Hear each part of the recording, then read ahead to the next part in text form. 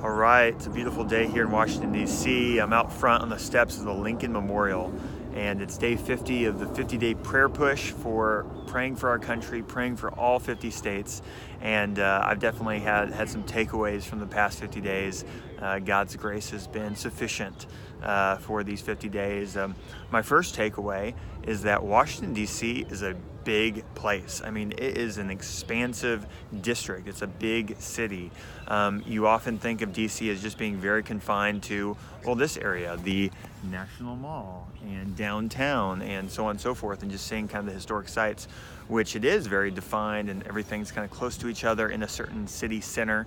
But in regards to east, south, northwest, just everywhere, it is an expansive place, and there's a lot of hidden neighborhoods and hidden gems throughout DC. So I was thankful just for the prayer walking from the practical point of view of getting to know the city, getting to know the district. It's a big area. And the second thing I've learned that's kind of similar to that is the United States is a big country. I mean, 50 states is a lot of states. 50 days is a long time. And every one of those 50 states has, millions of people, most of them, and there are large groups of people, large cultures, so many people, and so many different unique elements of different states and different cultures. And so we live in a big country where there's a lot of diversity, there's a lot of variety of people, and I think sometimes we miss that when we're just kind of focused on our city, focused on our community, which is rightfully so. God's placed us and put us in a specific area for a purpose. But I think it's important to realize that, wow, we're part of a large nation, and there's just so many types of people, so many places, from Alaska to Florida, from Maine to Hawaii, that we live in a great nation, and it's expansive.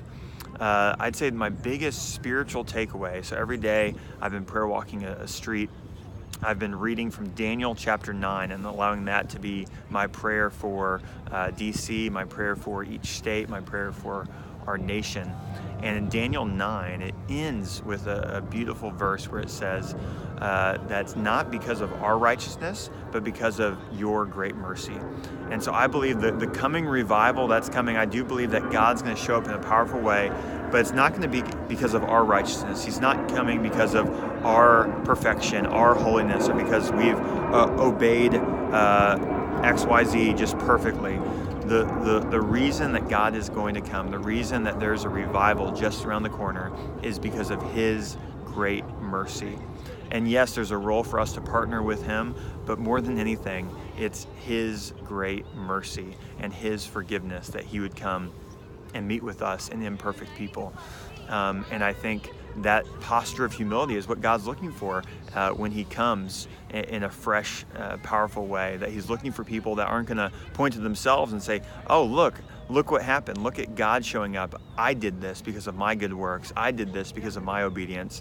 No, it's not because of those things. Those things are great, that you're doing good works and you're obeying the Lord.